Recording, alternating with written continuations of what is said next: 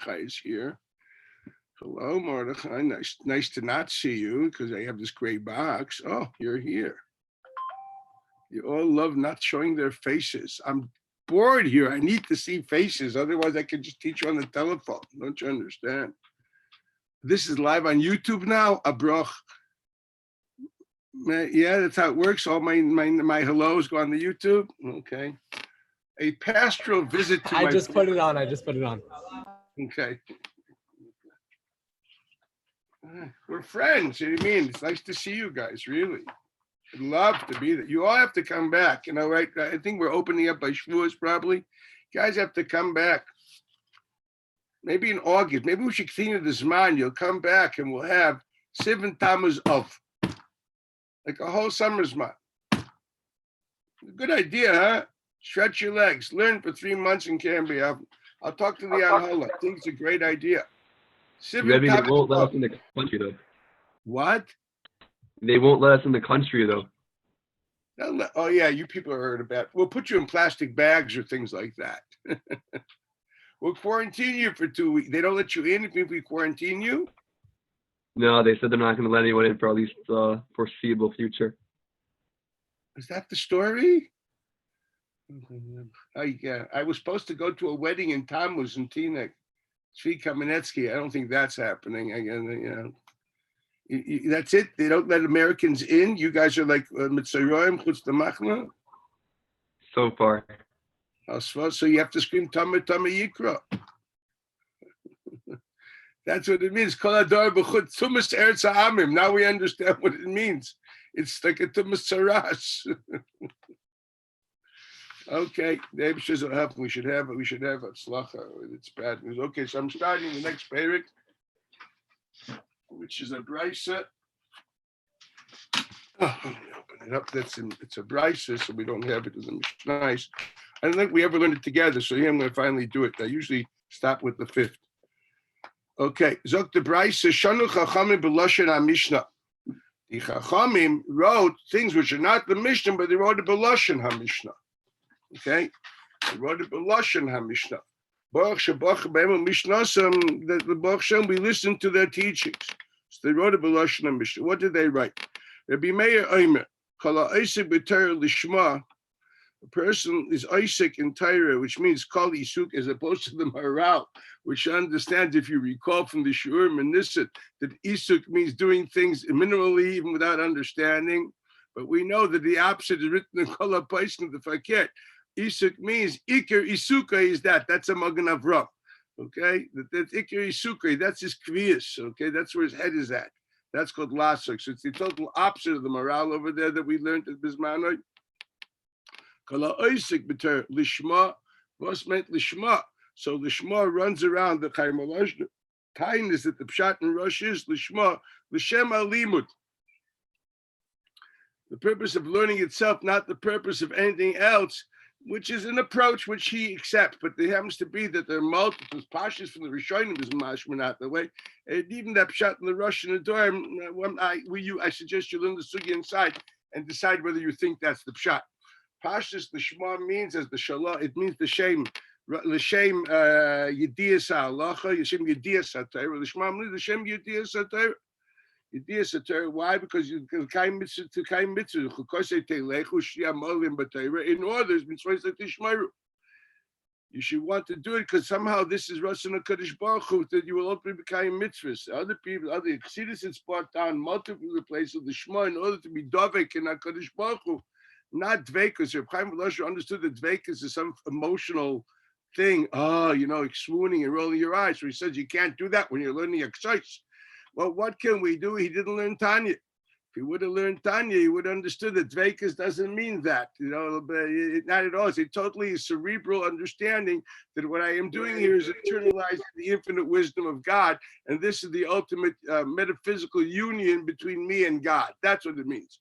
The Shema means the Shem Yichud Kud Shabricha V'Shchinte. I'm internalizing the Chachma of HaKadosh Baruch Hu. I'm became Davek in him be'etzem. Not that you feel anything. You can feel your toes. You don't sing. You don't dance. You just understand that's what you're doing. It's important. And as Reb Chaim himself says, that even that you have to have a piece of what you call your Shemayim before you start and learn. And himself says if you feel it's waning, you should stop in the middle of learning and take a break and learn a little Musar or say Tehillim. I told you once, my Zayda used to do that. When he was in Besdin, sometimes it was a hard day in Besdin, like in the middle of it in Torah, he would go out for 10 minutes to say Tehillim. Just to remember, what he's doing. It's very important. So that's what the Balatani says is Lishma. Lishma means l'shem, that you're Davik in the Kaddish Baruch, because this is Ritzoyna Yisborach. I think I know you can do that very easily while cracking a Rajba. Simply that's in your mind in the beginning, and that's basically a daita, the hochi that you think about all day. So then Memela, your limud is Lishma. So that's the pshat and lishma, not just l'shem the academic venture. Because if that's the case, you can be machal Shabbos b'yol nida v'aychot treifus, and you can learn Torah l'shem limud. There's no suffix that's not Reb Chaim meant either, and definitely not the pshat. That's what it means. It means l'shma. It means l'shem the matorah of Torah. What's the matorah of Torah? To be davik b'chochmasa yisborach. What's the matorah being davik b'chochmasa yisborach? To be davik by. It's a mitzvah I say that the Ramban brings mefurish the pasuk l'davka boy. The Ramban writes it's a mitzvah I say to be davik b'Hakadosh Baruch Hu. It doesn't mean to walk around like these little kids jumping a kumbaya all day. That's not davik in the Hakadosh Baruch Hu. They're davik in their psychological hang-ups. It's got nothing to do with God. Davik b'Hakadosh Baruch Hu means to say, as you read the Rambam inside, that you live with a God awareness and a ratzon to be as close to Him as possible. And the closest ways to live with a Torah b'iyun, kim avur and chassidus. Uvchen, so kol ha'isik b'Torah l'shma zoich l'dvarim harbe. You get a lot of things. What does that mean? What do you tell me? There's a prize over here. It means, yes, it's a natural reality. Things will happen. He's not talking about Sachar. He's saying that type of person, certain things happen. His personality changes and becomes a certain type of a person. He's going to explain in 2 minutes. But like and he says, not only is it true, not just that, everything is worth him. He's a reason for being. The Kol Ha'olam Kula is kedai for that person. This is reminiscent of the Rambam in the Hagdama of Chelik, where the Rambam writes that sometimes you see these great castles and these great buildings, and you don't know what was the purpose of them. Then until finally one Chacham comes, which is Isha Seichel, and he has to rest in the shadow of that building. Oh, that at least justifies the structure. It doesn't mean to say it was built for him. That's funny. It was built because the king had an ego trip. But what justifies its existence? Because at the end, an Isha Seichel will ever be nana from it. So that's what it means. The Kol Ha'olam Kula Kedayu Loi. It justifies the existence of A, B, and C because that is the Isha Seichel, which everything is for. This is the basic theory is elaborated on in the Rambam of the Akdama to Perek Chelik. Once again, if you're learning interesting things, Alel Shvuos, add that Akdama to the Mishnah, Akdama to Chelik. Hagdam of the Yad, Hagdam to Sefer HaMitzvahs, and that would probably be enough. Right. Okay. Okay, so it says, he's actually a real friend. People relate to him as a man, which is a friend. Interesting. Learning Torah Lishma creates a reality that you become people that people want to be close to. You can think about it's not some kind of present force from heaven. You have to think psychologically what is formed, what makes a person someone that wants to be close to, and how would Torah Lishma develop that type of personality. Think of it. If you want to live this mission like a Homo sapien, not just like a sapien, I'd love to have people writing me mails on this.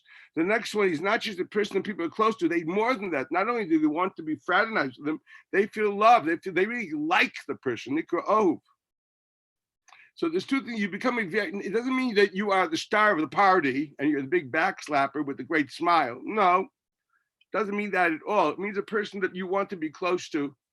A reyes, someone that you can trust, someone that you can be honest with. Okay, it creates an aura of that. This is a person I can be honest with. That's what reya means if we learned the Rambam in Pirush Mishnah of Avos. Okay. And that because you can be close to him, not just that you not just want to be close to him, you actually you constantly want to be with him. That's called ava, a constant desire for proximity. It's not just comfort; you want to be close with this person. So obviously, Torah Lishma creates that type of personality. You develop yourself an avatar Kadosh Baruch Hu because you're obviously if you're learning Torah L'Shem Dveikus about Kadosh Baruch Hu, and that's the Torah of your life, you're developing a tzimun for Kadosh Baruch Hu, which is obvious. This becomes very interesting. You become not just you love people. Now, how's that part of it? It's once again the same thing. Once you understand that you're looking for Dveikus and Kadosh Baruch Hu, and you really understand what it means, a Raisha Kuchis Yisrael Chadheim. It's just a bisa bekutra that you're dying after a taisvis and you love people because people are mamish. It's a davar pashut. Ayvus abrius. You end up you want to make and you are making God happy because what are you doing? You're actually justifying the existence. You want and are making people happy because they feel justified of their existence next to you. You are an empowering personality. Milbashte anava, you develop a healthy sense of humility, not shiftless, but anava, which means it says we've taught in previous prakim, you don't feel that you are in a race against anybody. It's only between you and God. So you never feel better or worse than anybody. You only feel better or worse to the potential you could have had and you haven't. And that's called Mabashte Anava V'yira. Obviously, that's a B'yasa B'kutcha. Because limited Torah you see is chachma, you develop a sense of enormous awe. This is only if you see the enormous chachma being chachma Kadosh Baruch Hu. If you learn Torah, lishma for the dveikus and chachma Kadosh Baruch Hu, you stand in major awe. Oh yeah, and how? This actually finally helps you to become tzaddik, become someone which lives a just life, which is oizge cheshbon. Chassid means even more than that. If you're willing to go lifnim b'shur sadin because the goal is doing the right thing, and sometimes you have to go to more than the din to attain the goal. Yashar, that is clear. A person who learns Torah Lishma not just to justify his ego, not to feel he has a shtickle Torah, not to feel, oh, I can say a vart, I can do a chaburim, mit a petzim, mit a makatria. No, he wants to know the emes. So that makes him to a yashar. That's a davar pashut. V'nema. You become someone which is trustworthy. What does that mean? Because hen shechot tzedek, v'lav shechot tzedek. Your word is a word. But clearly, if you're a person which is clearly looking for emes and for tzedek and for yashar, you can't suddenly backtrack on what you're saying. You're a nema. It's a b'yisa b'kutra. Because this is mamish dalish ma'ayin bosel anta elchifnimiyat also didn't v'cheshin. You stand in awe of a Kadosh Baruch Hu and you're davik in him. Obviously, it distances you from the capability of walking away from it. It brings you close to doing mitzvahs. In other words, it doesn't totally make you detrimental, but it tilts the scales. Your challenges are much smaller, and adrabah, the idea of getting closer to schus is much closer. Ultimately, once you're that type of a person, which is a man of integrity and truth and inclusiveness and healthy humility and so on and so forth, and you don't need anybody's affirmation of your ego, and you don't need to be better than anybody, and so on and so forth, and you're an ish yashar, ultimately, you're the type of person not just want to be around because you make them feel good, not just because you love them. Your mind is now a person which can analyze things with an emes, and therefore people can find answers to Shia, some way of taking them out of a mud puddle, and basically and etza and advice. Obviously, that's true. Bina, ugvura. You also get bina and gvura. It's very simple. They want to understand insights. People want to know how to restrain themselves. I'm going to tell someone to tell me how to restrain myself. I'll talk to a person which I totally know he's only looking for emes. He will custom tailor it to what he thinks I am. He won't give me like off the rack prescriptions. Shenemer li eitzavitashia ani bina li gvura. So what does that mean? What does it have to do with learning Torah Lishma? That's talking about HaKadosh Baruch Hu. The answer is the Davik in HaKadosh Baruch Hu in his emes, so he's Davik in his midas. So Mamela, if you're kulei Davik and HaKadosh Baruch Hu, and that's how you walk, talk, eat, think. Mamela, you have a Kadosh Baruch Hu's bina and his eitzavitashia and gvura. It's a davar pashut. I'm just pointing out how all these things come from the understanding that Torah Lishma means Davik b'Kadosh Baruch Hu b'chos masai, the way it's brought down in Chassidus. When it's like Malchus u'Memshala, you end up having authority. Both the people will take it from you because they want to hear it from you. Memshala, even if they don't accept you, but you have stature that they will stand in awe and will accept it anyway. which we know the Rebbe writes in the Kutatera V'Yischan, and it's also a growing Mishnah, that Malchus means something that the subjects accepted b'daitum. Memshola means a dictator. That means even if we wouldn't accept it, we're going to take it because you're the boss. So you basically have two ways people relate to you, with Malchus and with Memshola. It's a nice way of saying they will accept what you're saying, even if you're not saying what they want to hear. That's called Memshola. When they say something that people want to hear, this is Malchus. Memshola means to say, even when you're going to say things they don't want to hear, that is called Memshola. B'chikar din, you ultimately get the capability of analyzing situations, not just to take, you become a chacham that knows how to analyze situations. Then it says even more, you get siyata d'shmaya, that's a person because Baruch sent siyata d'shmaya, and you understand insights of Torah which are not normally accessible to most people. Al derech, like the Magid which came to the Gur, and the Gur sent them away. Al derech, like Eliyahu Novi that taught the Ari Torah, and he didn't send them away, and that's why we have Kisvei Ari. And like the Magid of the Ramchal, which if you ever read his letters, he describes how he learns Chavrusu to Avraham Avinu one evening, etc. Yeah, they have Neshams who's come to teach you Torah. It's unbelievable, this letter of Igros Ramchal. You should read it once to see what this person was. But Nasa Kemayin Sheinu Paisik, you become an unlimited flow of wisdom. Baruch Hashem. The difference between an Nahar and a Mayan is a Mayan doesn't get bigger, it's just consistent and always. That's a Mayan. A river isn't always consistent. It goes up, it goes down. It depends on how the rivulets feed into the river. But that's something which is misgaber. So on one end, you have the consistency of the Mayan, and you have the chidushim of the Nahar. That's what he's saying. You become both consistent flow, and yet also with enormous ups in it. You are a person which is modest, which is obviously true, as we pointed out before. And you have patience. He forgoes the fact that people will trot on him because he really is not important. It makes you a great person. It leads you above everything else. You don't want to be above, but you are. On all of creation, not just on people. You are bigger and greater than everything because you are the Homo sapien which justifies creation. This is a description of the Isha Seichel that the Rambam describes in the Akdama of Chelik, which one should see this, where he says literally the whole world is for him. He even asks, why do we have people which don't think? So he says their purpose is to serve him in a direct or indirect way. They're not the ultimate goal of creation. The ultimate goal of creation is the person described in this Mishnah. Thus meant, he is the reason, he is the ultimate justification of creation. Okay, and everybody else is creating a reality in which he can grow. We all can be this person. Okay, I did it long today, but this is very important. This is the Mishnah. Okay, let's go back to here. Okay, so we have your Papa. Let's go to this again. Papa said, Hilchas of the halachas. There's one more. Okay, I'll read the Rashbam. We'll see what it says. Hilchas ein abal noitel beroi ki b'mugzik. Number one, your immediate question is, what's the Chiddush?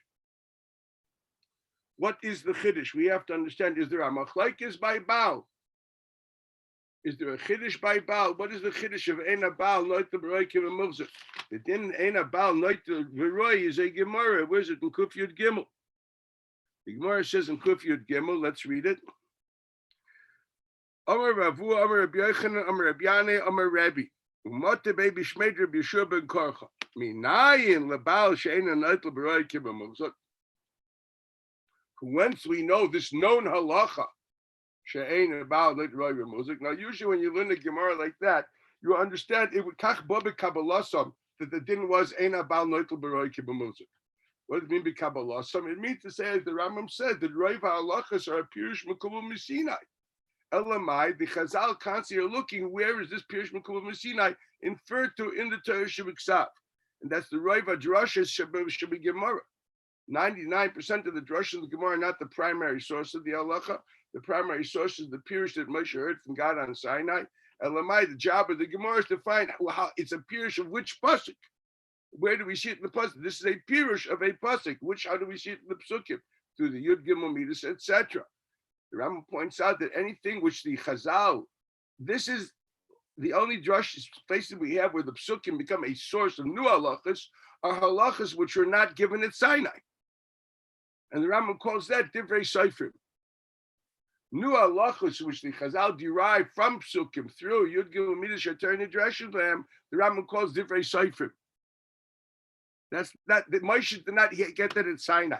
At one stage, somehow in the history, whether it be from Yeshua, Ve'elach, or Amiroim, not Tanoim, etc., we had the idea that halachas were extrapolated through Yud Gimel Midas, also interpretations of psukim through the Yud Gimel Midas, and they are called divrei seifrim. They have a din Torah because they come from psukim.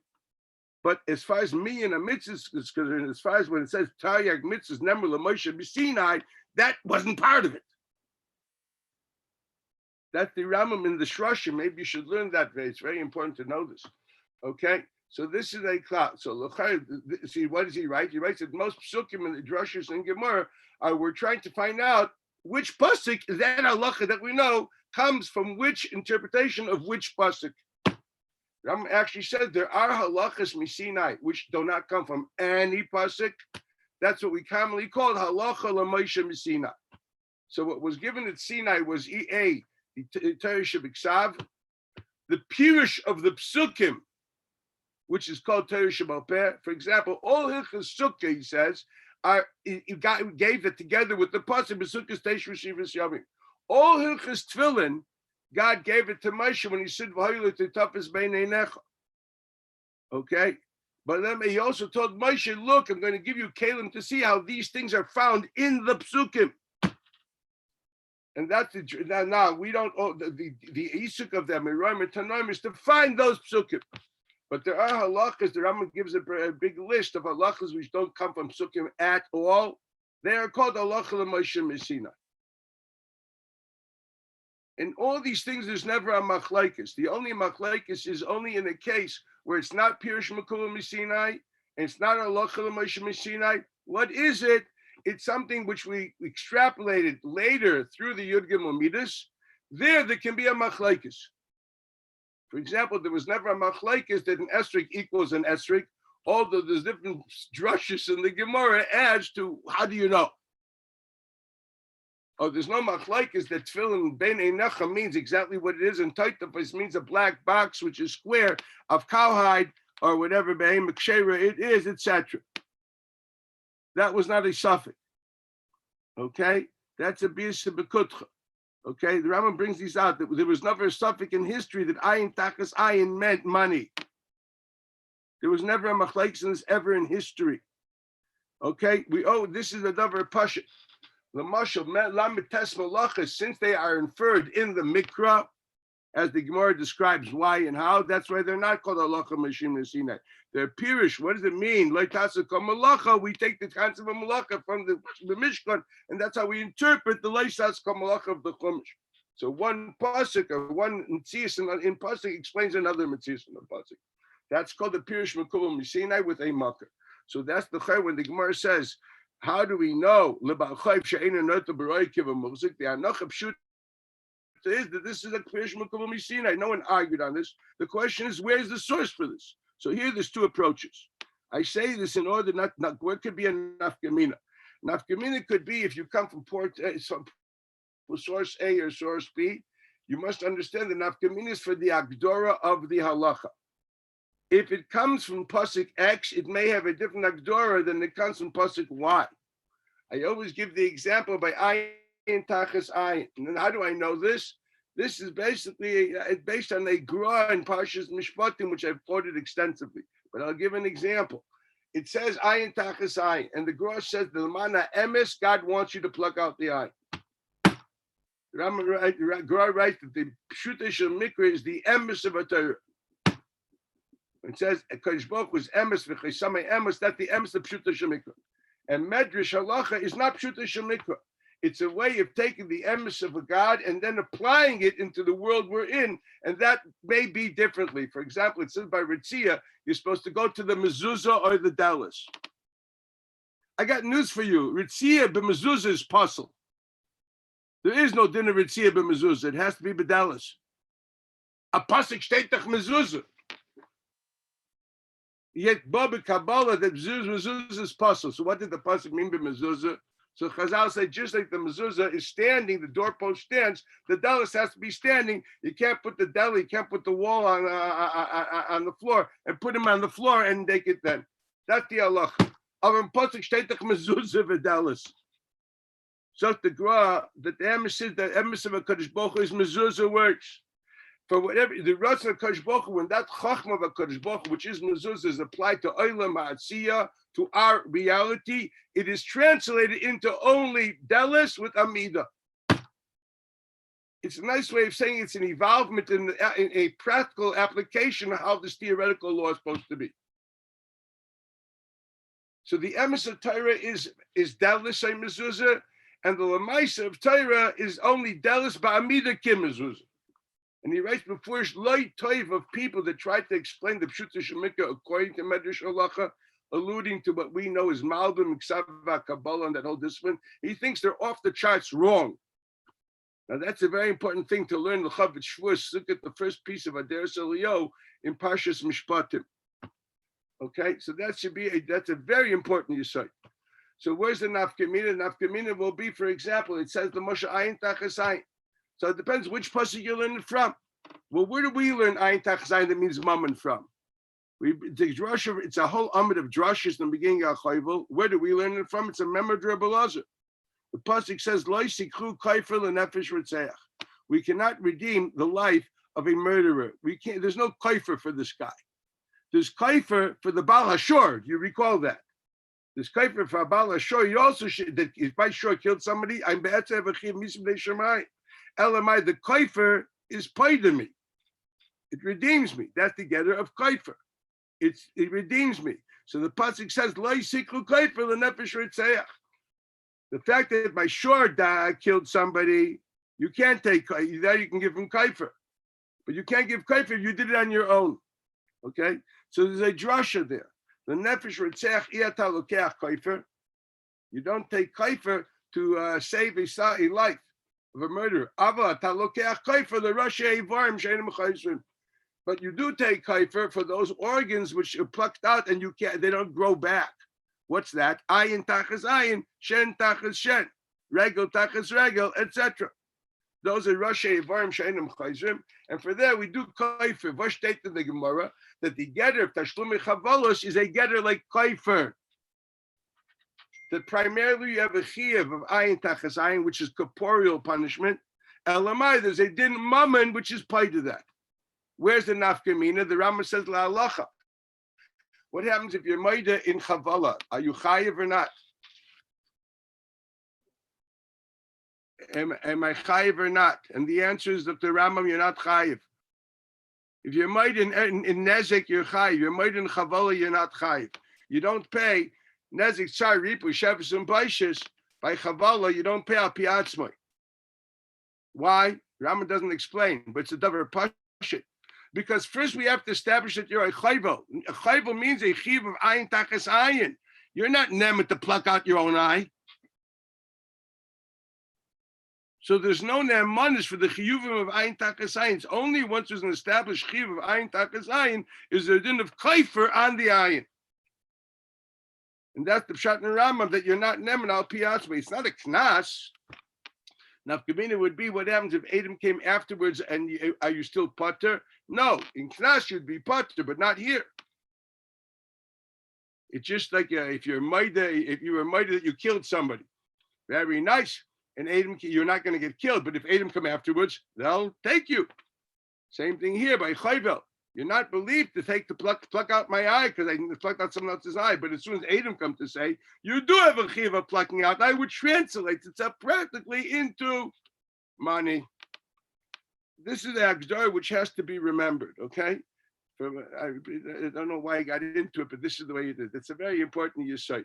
Every time when you have pshat and you have drash, understand the drash is not a substitute pshat. It is a understanding at another dimension, which basically is as we would say in halacha, It's the practical dimension. That's why we translate that. What the Groz Lashon is, it's very important to know the emes of the Torah. And the emes lies in the Pshuta Shel Mikra. The nafkamina is to understand the core halacha through that understanding the hagdara of the halacha. Another one, va'avado la'olam. So what does Rashi say? It means yovel. What does that mean? Zotra Meir Simcha. No, he's never la'olam. But yovel is mishachar him. Nafkamina, what happens if he was a nirtza and all of a sudden yovel was batal because there's no more Rav Yeshua Aleh? He's there forever. Because he's be'etzim never olam. That's your Meir Simchin, but being in the Pashas Mishpatim on that pasuk. Once again, the emes is Pshuta Shemikra. The Medrash Halacha is the practical application of how we're supposed to fulfill that Ba'olam Hazeh. Where's the big nafkamina? The emes is the Kadosh Baruch Hu wanted to come after the third day after 2 days achana. Practical application was that Moshe says, "No, God, wait a day. We need 3 days of achana. You come on the 4th day." It's not the pshat is that, he interpreted the pasuk in a different way. The pasuk is what it is. But practically, it has to express itself in another day. It's a nice way of saying it. As far as the pasuk is concerned, Matan Torah was to be on Friday. But mitzad the Medrash Halacha, it became Shabbos. That would be another example, which is Negeh Yuna. I don't know if you realize it, when you're being chayking on Shavuos is that Friday, which is the 50th day of the Omer, and that's actually that Friday. Mashenki Matan Torah was Shabbos, which was the 51st day of the Omer. You are not celebrating the what happened practically. You're celebrating what happened in Pshuta Shel Mikra. Important. The celebration of Matan Torah is not the Matan Torah based on the drasha of Moshe. The celebration is based on the Torah of the emes of Matan Torah according to Pshuta Shel Mikra, which means to say, yes, that's when God was supposed to come, but practically, Iskima Daitel Das Moshe, that ratzon or that existence on the mountain became applicable and practical for the Jewish soul the next day. What we celebrate is not what we saw, but what happened without us. The Pshuta Shel Mikra. Now Yechap, why I said that Medrash, that Groin Mishpatim. It's an unbelievable thing. So when I tell you guys wasting time learning Tzos and the Sivas and Shavuos night, you're crazy. What you'll be learning is, what does it mean that God was on the mountain? It's called, you have to learn God was on the mountain, and we didn't even have the vessel to see it yet. It wasn't practical, because the Medrash Halacha of Moshe made it practical with another day. Literally, like Avodah L'Olam, like Ayin Tachas Ayin, like Yishos Level Mezuzah, Mamish the Gra. Good thing to know Gra. So this is an unbelievable yesod. That Shavuos is the Chagiga of Pshuta Shel Mikra of the pasuk. Nish the Medrash Halacha. Think about it. It's an important nakuda. Can I go back to my Bava Basra? Yes. So we have to have kamina for psukim. I don't know why I'm doing this. I'm in a mood. So it's Erev Shavuos. So the nafkamina or all this. Always remember, this is a big maftech for broad thinking. When we learn a drasha, what we're looking for is where is the nafkamina in Hagdara. You'll learn in Mishim, Zroim, Tyrus, and Kachim. That's how it works. The Tzuras Drasha will tell us the Hagdara of the halacha. Once we have the Hagdara of the halacha, we extrapolate. We're not looking for svars, we're looking for hagdaras, okay? So it's what pasuk is where does this pirush lie? In which pasuk will color ultimately our understanding of the halacha? So let's look at this carefully. So the Gemara, minayin lebal she'ena noitel b'roike b'muvzik. He doesn't get roy like he gets muvzik. And as we took for granted that's true, how do we know? So he says, what does the pasuk say? The pasuk says, Shenema uzguv haylidus yoyer. You must have heard about him. Okay, this is the Zguvay, this Yoyer. You ever hear of Chavish Yoyer? You must have learned a little Chumash, but this is different. Zguv Hayle this Yoyer, by Hilai, excuse me, Esim V'Shalosh Arim, Be'eretz Hagila. So it seems to be saying that Yair had Esther Mishalosh Orim Be'eretz Gilad, and that he had his, which are not Zguvs. An interesting question. Minayin leYair Shaloi Hayalei Zguv. And well, the Gemara say, what's the problem? He cut a good deal and bought real estate. That didn't seem to be the option, because we understood we're talking about nachlas.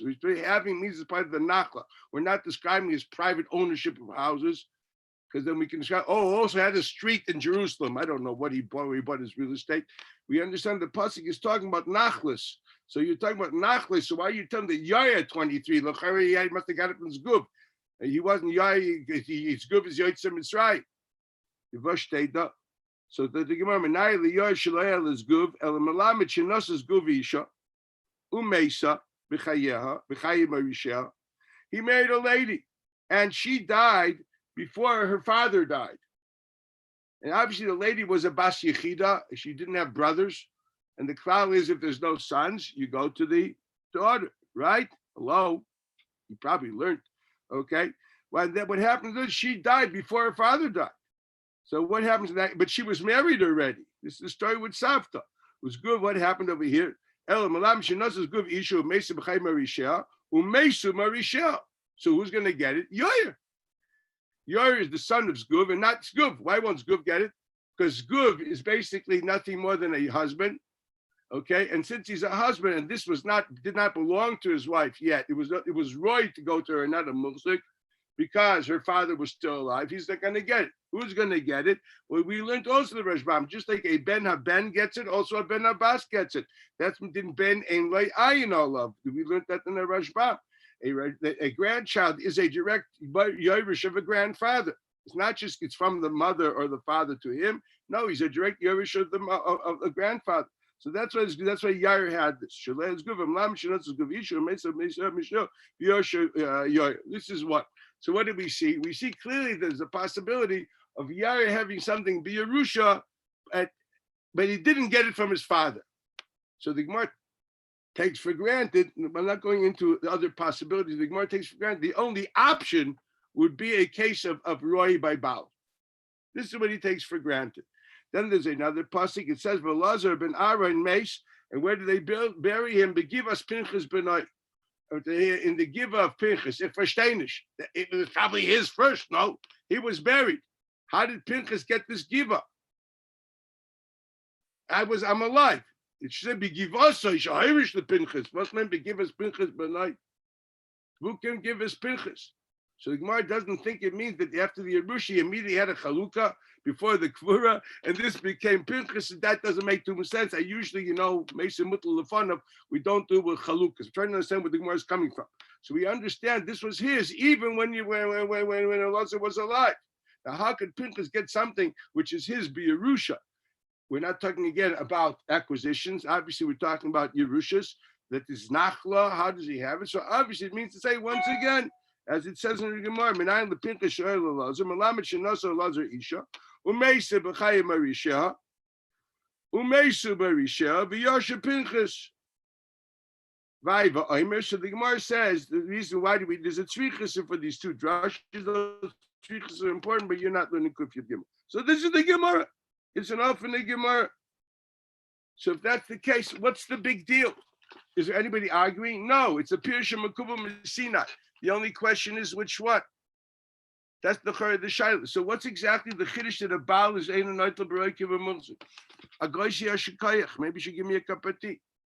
What have you taught me here?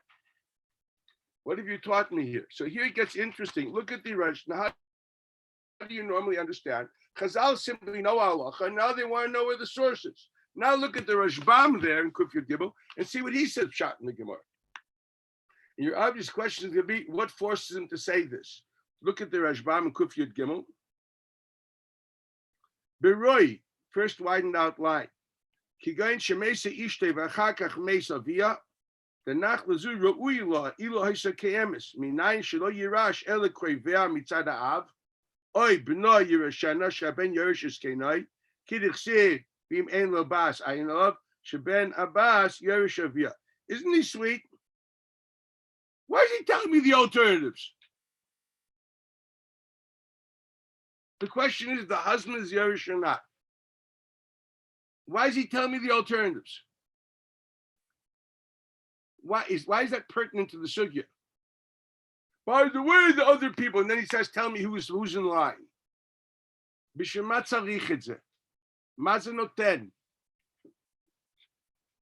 Question number one. I'm going to give you food for thought, but this is taka questions. What's the Rashbam doing? He sounds like a yenta. What is a Schattenstein Shas? It's a Rashbam. Was men kibbeh muchzek?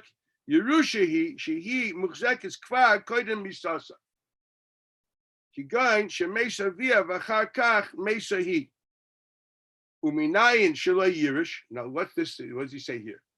You should say, how do we know? Well, because we have a Pirsha Makubah that he shouldn't be Yerush. How do you know? What's the mucker? No, he doesn't like that pshat. Look at the next word. The Salkidai Techamina.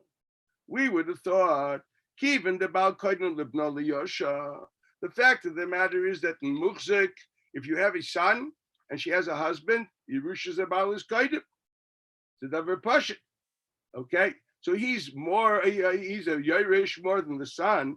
Hachinami kishamesa v'chakach nafli Yerusha yagdim av the b'nai. The kal v'chaymehu. Kivon the makim benu. Kaidem litoil b'muchzik. Since when there is a son, he precedes him to take in the cash of Yerusha of muchzik. B'roi nami hu yerish. Kal v'chaymi ben she yerish b'roi. If he's more of a korav than a son, so then definitely, if a son can get Roy, he should also get Roy. It's interesting. In others, what is Svara Chitzayna? And what's he saying here? What is this Ram saying? He says, Mitzada Svara, should he get Muzik Roy or should he not get Roy? What would you say when you see a Rashbam like that? By the bare fact saying that I wouldn't have said this without a Kal V'chaymer, you just said that without a Kal V'chaymer, it was another pashut that a Baal should not get Roy. Why? Now it gets sticky. Now it's no more because of Pirush B'Kuba B'Sinai, it's instead of Svara. See, when I learned the Gemara, I said very simple. There's no Svara, it's a Pirush B'Kuba B'Sinai, and we're looking for a Makar. No. He understands that Misvada Svara Pshuta, you don't need a Pirush B'Kuba B'Sinai, say Svara Pshuta that a Baal should not be getting Roy. And you don't need a Pasuk for it. And you don't need a Pirush B'Kuba B'Sinai for it. It's however we understood the concept of Yerushas Habal, there's no place for Roy. But yet, we will learn that he can't get Roy because of a relationship, what we call a leveraged logic, a Kal V'chaymer, between the relationship of Yerushas Habal and Yerushas Haben.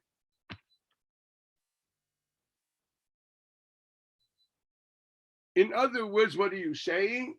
That there is the same svara of saying that the Baal should not be getting a Roy, should l'chayra apply also by a Ben. This goes heavy. And now you're making a Kal V'chaymer. If the Ben, which is now they both seem to have a certain reason they should not have Yerusha by Roy. And now we say, but look, what happens? It's very clear that with the relationship between Baal and Ben, Baal has the upper hand. The raya is when these two clash, there's two Yorshim, a son and a husband. Husband takes precedence. That's a davar pashut. Okay, if that's the case, and if the Torah says that don't use your logic, well, we know for sure that the Ben after takes Muzik and Roy. If that's the case, the Chayr, there should be a Kal V'chaymer that he should also get Muzik and Roy. So this is all based on the fact that there's some common denominator between Av and Ben, Baal and Ben, and in both there is an external logic which the Chayr says that you should not be getting Roy, but yet somehow the halacha is by a Ben not that way. Well, if the halacha is not that way, it is basically mafkia from the external logic, and that should apply also by who? By the Baal. Why is everybody saying that? Way. Why is everybody saying that it has to be that? It's a sentence, and I'll repeat. Okay, I will. And what did the Pasuk say? The Pasuk says, no, the Baal does not get. Now ask yourself a question. Why doesn't it get? Let's understand what it means. Is there inherent a different logic, or it's a prashtik zer sakas? Now I'm going to repeat myself and then insert whenever you don't have a question. That's when you stop me. Okay, Elazar, listen carefully. Again, the hanacha pshuta is in Rashbam that without any kal v'chomer, without anything, the svara pshuta was that a baal should not be getting roy. Although all the kroivim get roy. All the kroivim get roy. There's no reason for not. The only place we know you don't get roy is when you're a bchor, because the pasuk Hashem matzalei. There's no such limitation by any of the kroivim. As simple as that. Now, and yet we did think that Baal is different. Obviously, we took for granted Baal is a different parsha of Yerusha, and there the fact that you don't need a pasuk for Yematzei, there's a logic that he shouldn't be. He's limited only to the Yematzei. Question one: what is that logic? The only reason we would say otherwise is because there's a kal v'chomer from Ben. What exactly are you going to bring? What is the logic behind kal v'chomer? Kal v'chomer means to say, look, these two things have something in common, and their relationship, that one is stronger than the other. And if this halacha, it should apply also here. But you could always say malabal, that you have some kind of a reason that's what Roy. What was that reason? Fear what that reason was, that think Baal is not shaykh to Roy. And if you think the Ben has not shaykh to that reason, what's the alfusa? Create a pircha that no, Baal is different because of X. But we know that that's not a good pircha from Roy itself, where the Torah says despite that pircha. You don't understand what I'm saying. I'm going to say it again. Again, if you have, I don't know, we call it X. The X is that Baal should not have Roy. A unique character in Baal. Baal yeshlo X. Okay? If that's the case, unless the same X applies also by Ben, you couldn't make a kal v'chomer. Could you say Ma'ala Baal sheken yeshlo X? But Ben, that's not a, and then you'd have to not a good pircha. That is a pircha. If we know that the pircha doesn't affect Yerusha, which we know from Roy. Roy. Talking about whatever the X is will accept Yerusha. That X is, there's an external reason that Baal should not get Roy. Again, why do you think? But the Torah tells you that he still gets Roy. You can't say no. But we're talking before the pasuk. You don't understand what's happening. Before the pasuk, what do we say? We need the pasuk to take away from that kal v'chomer. How would you make that kal v'chomer? The kal v'chomer is from Roy to Muchzak, which means Roy is a given. Not true. Look at the kal v'chomer again. The kal v'chomer is from Ben to Baal. Maybe you should read it.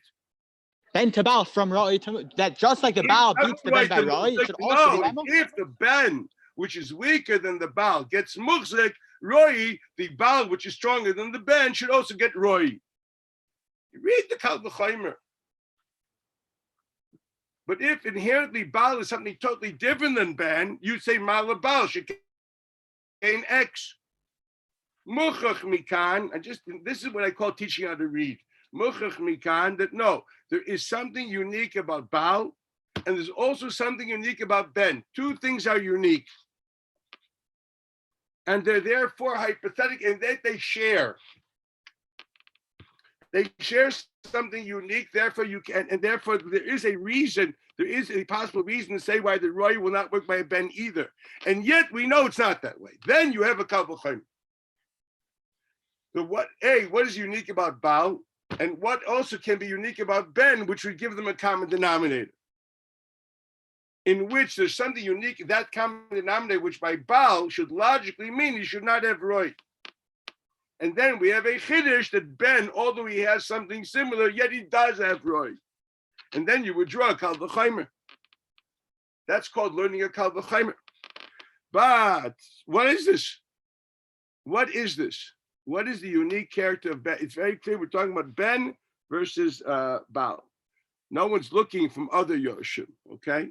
There must be something unique about the Yerusha of Ben and about Baal, which is outside the game of the regular parsha of Yerusha. That's what you're looking for. Is there something in the relationship of Ben and Baal which is outside the parsha of Yerusha?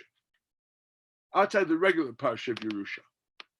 Does Yerusha's Baal have anything? Is it an extension of the regular Parshas Yerusha? What about Ben? Is Ben just within Parshas Yerusha, or does he have anything extra? I'll give you one thing which he has that no one else has. Just an example. The Gemara says in Kedushin, where is it? Yud Zayin over there. The din is that an Eved Ivri is not Oved the Yorshim, but he's Oved the Saben.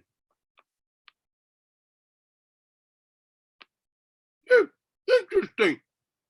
As far as regular Parshas Yerusha, there's no Yerusha on an Eved Ivri. But the Ben is different. Showing you an example. If you want to see an example, here you have an example. Okay? Pointing out, so we do have to look, that's where we must be looking. We must be looking for something that, now why do I say that? So this is where the Gemara is talking. Your obvious question is, why did Rashbam learn this way? What is the Svara Pshuta that a Baal should not have Roy? So he's not learning like I learned the Pashas of the Gemara. It's a Pirush Makom Misina, just what's the Makar? No, obviously because it was a Svara Pshuta to him that there is such a Svara. So the Sal Kedaich is not becoming the Hechach of the Sugya, because that's Svara Pshuta, the Rashbam. Where else is he coming from? What's wrong with learning Minayin because it's a given halacha, period? Ich weiß was, Kesef, Ishim Skez Bekesef, Bekesef Minayin, Ishim Skez Bishtar, Bishtar Minayin, is my term Minayin. No, Al Koch, it means it's not because the sugya is machriach, it's simply because it's an emes. That is for Chitzoyna of the Rashbam. So what you have to understand. In light of this, it really gets interesting. So when Rav Papa comes and tells the Hichza Ein Abchor Noitel Beroi Ki B'Muchzik, that's one halacha. Our question is again, what's the chiddush? Beis Ein Abchor Noitel Beroi Ki B'Muchzik. Why is he equating them? What's the chiddush? And why is he bringing them together? So that's the question the Rishonim ask here. What's the relationship between these two? Why is this even brought here? What's the chiddush of a papa in any fashion, form, or size? What's the big deal? Then there's another halacha of ein abchor. No, when you say ein abchor noitel b'roi ki b'muzik b'chlal, but what constitutes roi? What does not constitute roi? He doesn't mention. Now we have to be very careful before we go to the Rishonim. How would you understand this brisa? Does he talk about shvach here or anything like that? No. Is he relating to the machlekes of Rebbe and Rabbanon? No. There's nothing in the languages refers to that. Then he would have said noitel b'shvach or lo noitel b'shvach, like the lashonis of the brisa. So you got to be very honest here. If you first thing we must do is try to understand this. Remember the Rav Papa on his own before we see what Rabbi Shani and Rishonim do. Okay. What is coming to Paskin? What's in Nekudas HaChiddush? So obviously we can say that the word roy and murzuk have to have limitations. And there's a chiddush here. He doesn't have the roy. He's not quoting the more in Daf Yud Gimel. What's he doing? He's saying he doesn't take all roys like murzuk, but some of them he takes.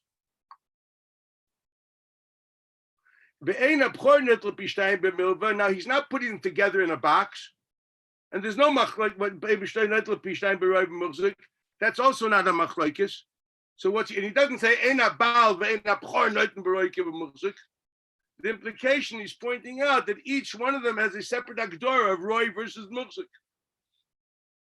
So all that we know, there's a broad halacha of roy by putting what he's saying. He's basically explaining this has a certain agdora, and it's different than the agdora of bchor.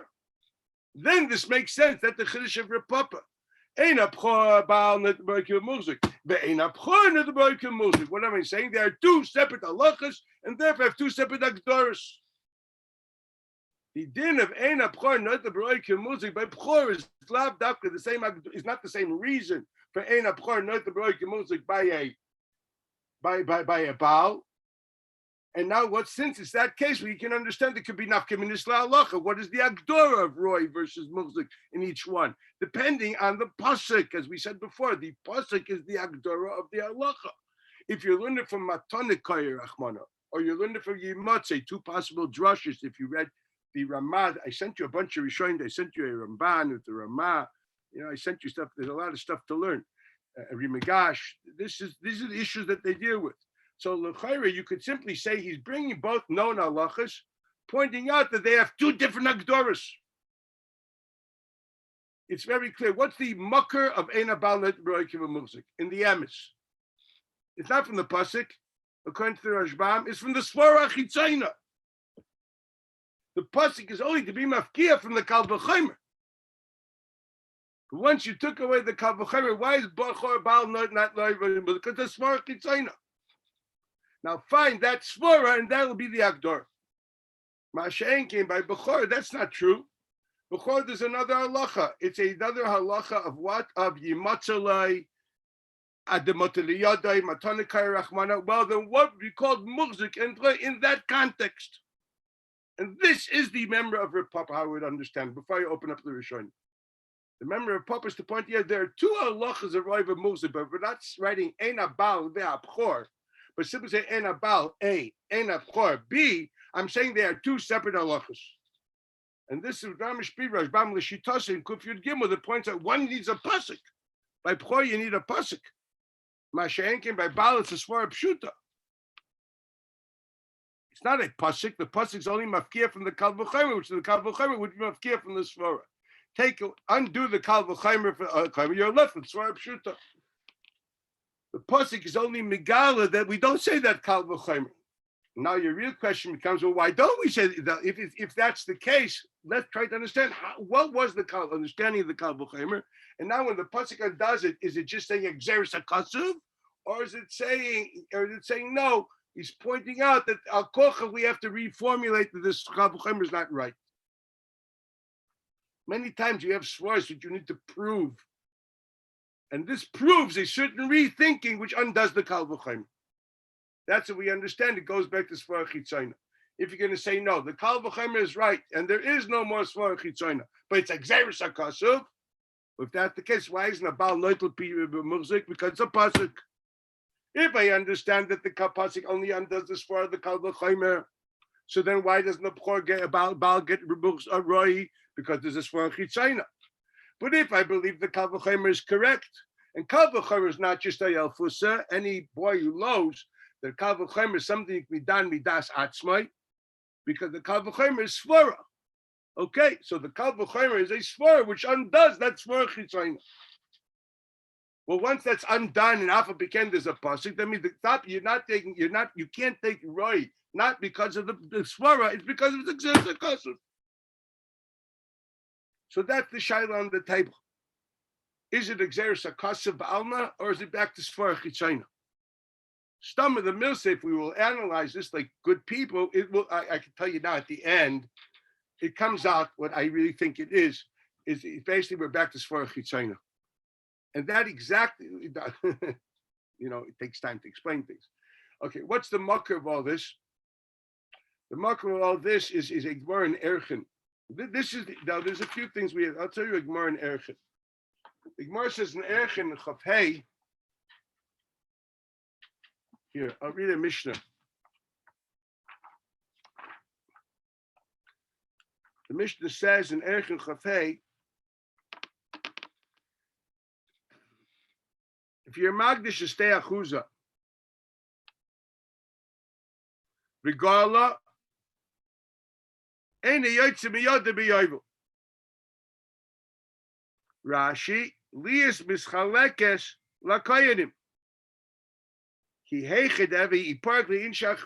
I sold this day achuza and someone else was pyrikit, this is last week's parsha. Okay, so the din is b'yovel, it goes to the koyanim. But if you were part of your own stay achuza, it stays by you. Now, what's the halacha if gala b'noi is the ben someone else, or is it like the father? The Gemara says Yotzid Laviv b'Yovel. No, it goes to the father because it's as if the father was goyelit. Doesn't go to the koyanim. Doesn't stay by him. It goes to the father because the son is perceived as extension of the father. So the Gemara, I'm going to tell you right now in Daf Chof Hei base. Why is that true? The Gemara says because let me just find the language. Shekain aben kom tachas aviv. The The ben is not just a Yeresh. The ben actually is a substitute for the father for Yud. If the father bought an Amma Ivriya, so either he marries her or the son. Believe me, there's no Yerusha on rights of marriage. It's a din of Kam Tachtov. I hope you understand that. The same thing applies to Eved Ivri. This is the Gemara Chaf Emed Beis Cherchet. That's why the ben is like his own. Masha'enkein, if it's not the ben, Gola Acher or Echer Min HaKrayvim. What happens if not the ben, but the brother, another Yerush, was Goyel Visei Achuzah? No, then the halach is Ish Acher, and since he's Ish Acher at Yovel, it goes to the Kayanim. We clearly see the relationship of father and child, son, Ben specifically, is not just a din because he's a Yerush, because he's called Kare de Avua. He is the extension of the father's legal identity. He's his clone. And that's why there's a din that Ovid is a ben, and that's why there's a halacha, if he's Ovid is a ben, and there's a din of Yud. This is not found by any other Yerush. Let's put this on the line. In other words, I can tell you now that a ben is Yerush with two parshias. First of all, he's not worse than a brother. He's a Yerush. But you know what? He's something else. He also has not better or worse, another dimension. What's the other dimension? He's an extension of the father / extension of the mother. He's the ben. Ben is kare. He is oimid b'makar. That's the getter of ben. The Gemara has the shaila, and this is an interesting shaila. It's a machlekes in Gersos, but this is the girsa found in Rabbeinu Gershon. It's also Dasa Rambam. Baila, be mamidla. What happens if her husband was paida this sada? Is that an extension of the wife, or is that just a relative? After the husband was gayel, the sada, does it go to kayanim at yaival, or does it revert to the wife? Talk the Gemara. Baila mi mamidla. I'm reading the lashon of Rabbeinu Gershon. Baila.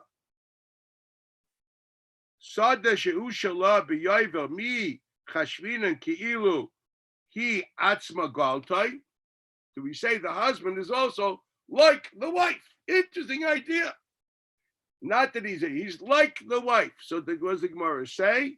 No. Shekena ben noitel b'roi kibamurzik. Since the ben is noitel b'roi kibamurzik, that's why he is the one which is oimed b'makayim the isha. Ma'ashenkin the Baal, since he doesn't take b'roi kibamurzik, he's not oimed b'makayim ha'isha. Do you see a Gemara which is the key to this whole sugya? Here we have an instant Gemara, where the Gemara says specifically the question is not regular Yerusha, rather it's a function of what? Of oimed b'makayim. There's no Yerusha for Yud. I hope you understand that. There's no Yerusha in Eved Ivri. It's a special halach of oimed b'mkaimai. That's what the Gemara says. And because he's oimed b'mkaimai for Yud and for Eved Ivri, therefore he's also oimed b'mkaimai. And so to speak, if he redeems the field, it's as if his father redeemed the field. Implying now, and the Gemara says that this is the reason why he's totally like his father, because he gets what? Roy and Mukzik. The Gemara wanted to say that a husband is also an extension of his wife. An interesting idea. The only place you know that is Neres Chanukah. That the din is you don't have to light for a married wife because your candle is hers and she's is yours. And there's one more thing which we learned actually not that long ago. Is the husband a relative of the wife? No. To be a blood relative, he's not a blood relative. Is an Adam Korev Etzel Ishtay? Does anybody remember Sanhedrin or Gittin? No. An Orev is not a Korev, and the reason an Orev, a husband is puzzled, or a wife is puzzled, is because basically they're called Basar Echad. They're called one entity. It's a special din, a special pasuk. To be a Korev, you have to be a blood relative. I am not a blood relative of my wife. That's the way it is. Okay, if I be, it would be a problem. Okay, it'd be called a rayas. Okay, you're not a blood relative of your wife. You have a relationship in which you are perceived, whether you're called basar echad, you're called one. Okay, this is not me making up. It's a Taisvis. The Taisvis is in Kuf Yud Gimel Amid Aleph. Divrei Hamaslim Mesa. Last Taisvis on the page.